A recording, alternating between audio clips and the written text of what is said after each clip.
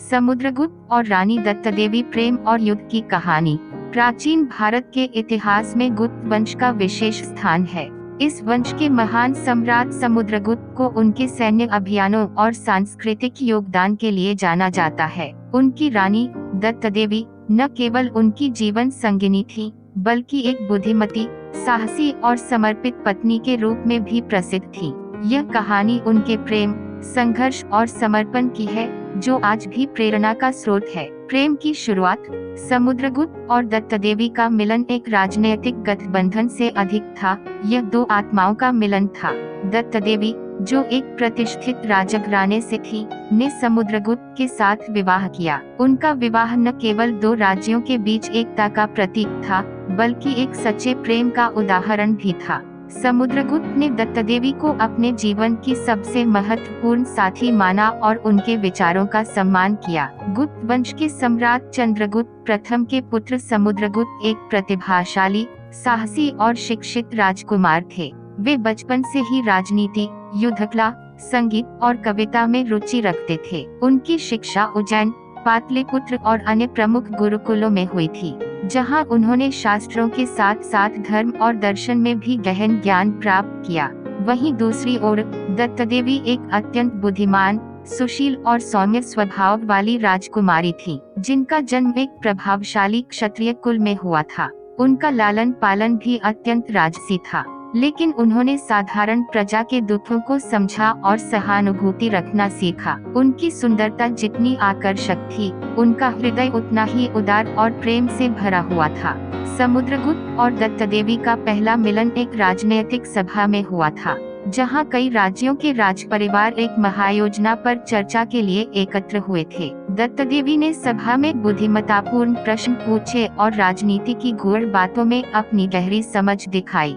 यह देखकर समुद्रगुप्त दंग रह गए और पहली बार उन्होंने किसी राजकुमारी में ऐसी तीक्ष्ण बुद्धि और आत्मविश्वास देखा। वहीं दत्तदेवी ने भी समुद्रगुप्त की ओजस्वी वाणी, तेजस्वी नेत्रों और उनके मधुर स्वभाव से प्रभावित होकर मन ही मन उनके प्रति सम्मान और आकर्षण महसूस किया। उसके बाद दोनों के बीच बातचीत शुरू हुई और धीरे धीरे दोनों ने एक दूसरे को समझना शुरू किया।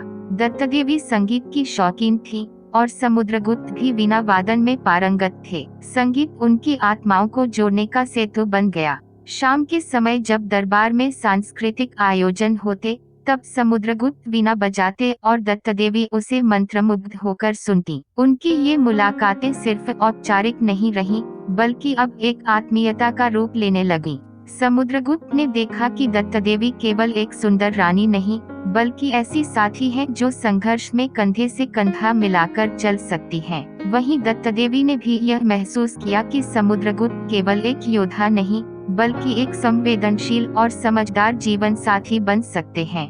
धीरे धीरे दोनों के बीच संवाद बढ़ा, विचारों की साझेदारी हुई और एक दूसरे की दृष्टिकोणों का सम्मान हुआ। यही सम्मान, समझ और भावनात्मक जुड़ाव प्रेम की नींव बना। जब समुद्रगुप्त ने दत्तदेवी के पिता से विवाह प्रस्ताव रखा, तो यह एक राजनैतिक गठबंधन नहीं, बल्कि दो आत्माओं के मिलन का निर्णय था। राज्यसभा में दोनों परिवारों की सहमति के साथ विवाह की घोषणा हुई और पूरे साम्राज्य में उत्सव मनाया गया।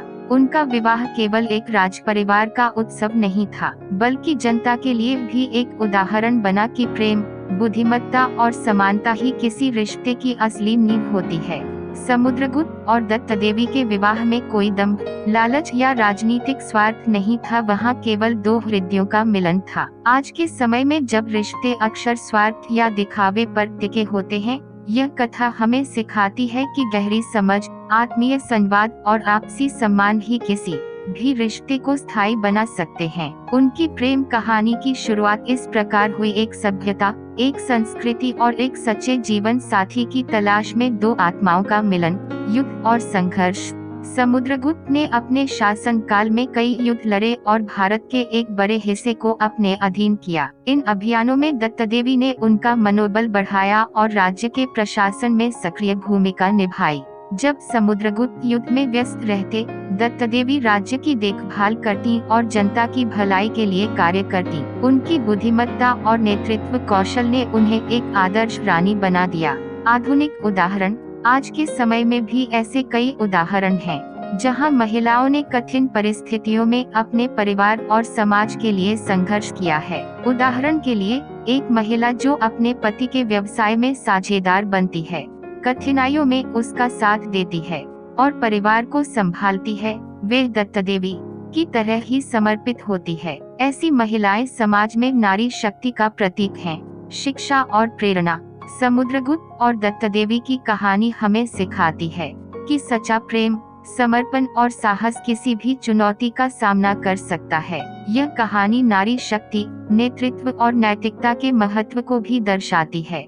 आज के युवाओं को इस कहानी से प्रेरणा लेनी चाहिए और अपने जीवन में इन मूल्यों को अपनाना चाहिए। निष्कर्ष, समुद्रगुप्त और रानी दत्ता देवी की प्रेम और युद्ध की कहानी एक अद्वितीय उदाहरण है जो हमें सिखाती है कि सच्चा प्रेम और समर्पण किसी भी बाधा को पार कर सकता है। उनकी जीवन यात्रा आज भी हमें प्रेरित करती है और हमें अपने जीवन में नैतिकता, साहस और समर्पण के मूल्यों को अपनाने के लिए प्रेरित करती है।